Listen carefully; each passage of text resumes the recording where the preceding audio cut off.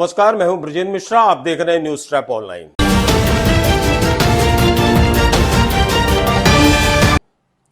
मरीजों को बिकते हुए आपने देखा है?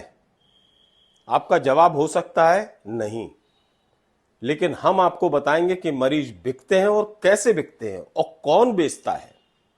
जी हां, मरीजों को बेचते हैं एम्बुलेंस वाले, वो एम्बुलेंस वाले जिनकी प्राइवेट अस्पतालों में गजब की सेटिंग रहती है। मरीज जाना चाहता है कहीं और, ले जाते हैं वो अपने कमीशन के ठीहे में, और इतना कमीशन कि मरीज लुट जाए। ये मरीज को लेकर निकलते हैं, हॉस्पिटल पहुंचते हैं और काउंटर पे सबसे पहले पहुंचता है एम्बुलेंस का ड्राइवर।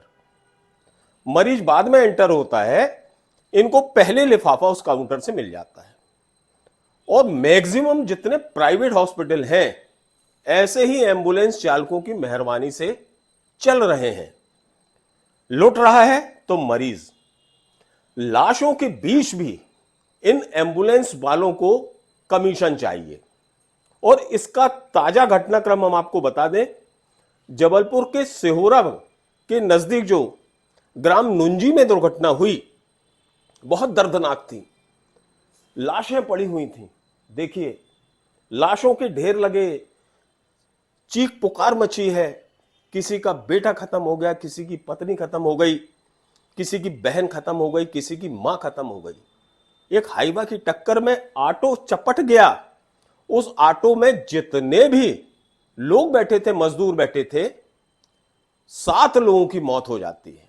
लाशें पड़ी रहती हैं। 108 एम्बुलेंस आती है और उसको कहा जाता है कि आप सरकारी मेडिकल हॉस्पिटल ले जाएं। जबलपुर कलेक्टर वहां पर एसडीएम की तैनाती कर देते हैं। डॉक्टरों की टीम तैयार रहती है कि जो घायल बचे हैं, जिनकी सांसें चल रही हैं, कम से कम वो तो बच जाएं। जिन्हें खत्म होना था वो तो हो गए।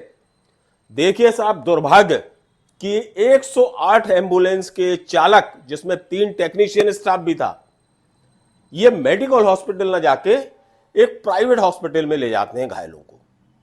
और कलेक्टर को जब ये पता चलता है तो कलेक्टर दीपक सक्सेना आग बबूला हो जाते हैं कि ये क्या है, ये कैसी कमीशनखोरी है, एक कितना बड़ा अन्याय है घायलों के साथ।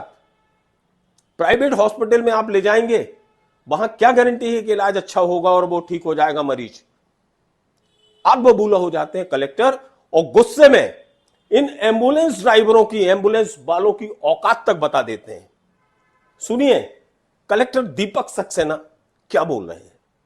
जब उनकी लोकेशन निकलवाई गई, जांच कराई गई, तो पता पड़ा कि वो उनको बजाय मेडिकल कॉलेज पहुंचाने के उन्होंने जो है प्राइवेट हॉस्पिटल में उनको पहुंचा दिया। प्रथम दृष्टया ये कार्रवाई विधि विरुद्ध है। इसकी हमने स्टेट लेवल पर भी बात की और डिवीजनल लेवल पर भी बात की। उन्होंने बड़ा गंभीरता से इस विषय को लिया और 4 लोगों को टर्मिनेट कर दिया है और 2 अधिकारियों को जो है शोकॉज नोटिस जारी किया है। इस मामले को हमने भी गंभीरता से लिया है कि यदि डॉक्टर ने मेडिकल कॉलेज रेफ़र किया है तो प्राइवेट अस्पताल में ले जाना इस बात की आशंका करता है कि शायद कमीशनखोरी के चक्कर में कृत्य किया गया है। हमने जिला स्तर से हम एक एडीएम की अध्यक्षता में एक जांच दल गठित कर रहे हैं और न केवल इस मामले की बल्कि इस तरह के कोई दूसरे मामले भी हैं तो उनकी गहनता से जांच करेंगे। सबसे ज्यादा कमीशनखोरी तो ये सरकारी एम्बुलेंस वाले ही करते हैं। प्राइवेट को तो आप छोड़ ही दीजिए, उनका तो धंधा ही है लोगों को लूटना।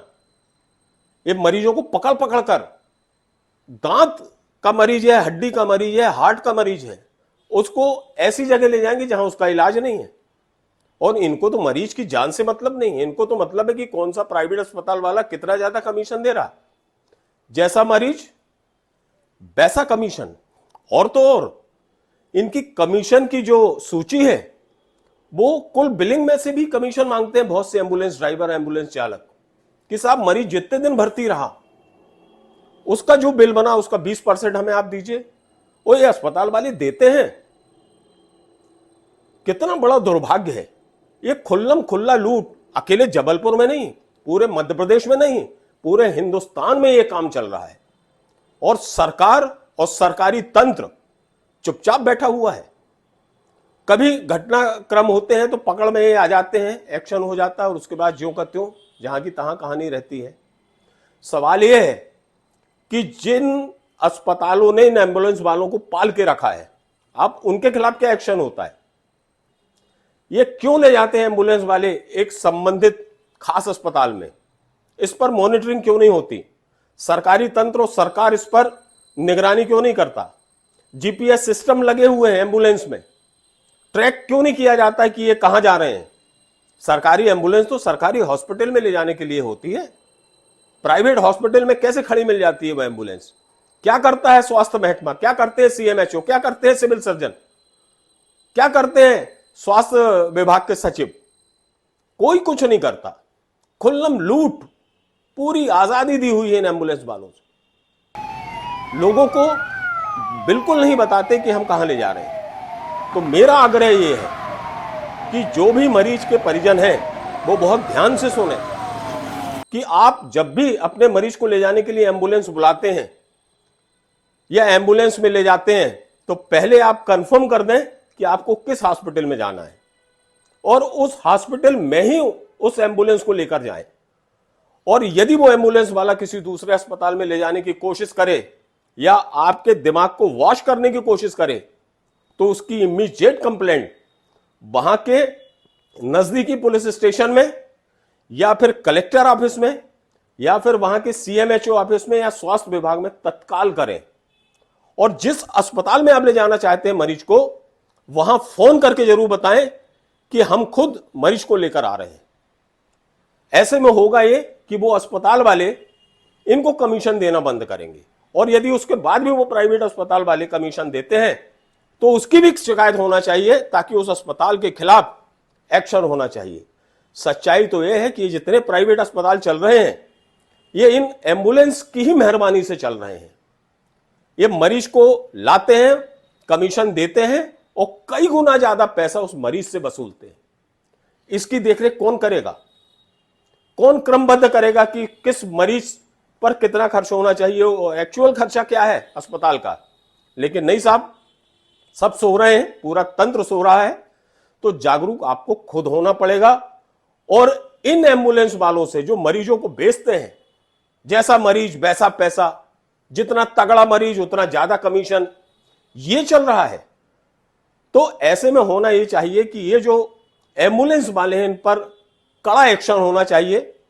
परिवहन विभाग को, खासतौर पर आरटीओ को, यह चाहिए कि जो एम्बुलेंस वाले इस तरह की हरकत करते हैं उनके रजिस्ट्रेशन रद्द किए जाएं। इसमें हेल्थ मिनिस्ट्री को भी ध्यान देना चाहिए और प्रशासन को भी इस पर ध्यान देना चाहिए कि जिस एम्बुलेंस की शिकायत आती है उसके खिलाफ एक्शन हो, उसका रजिस्ट्रेशन निरस्त हो ताकि वो उस तरह का धंधा मरीज के नाम पर ना कर सके।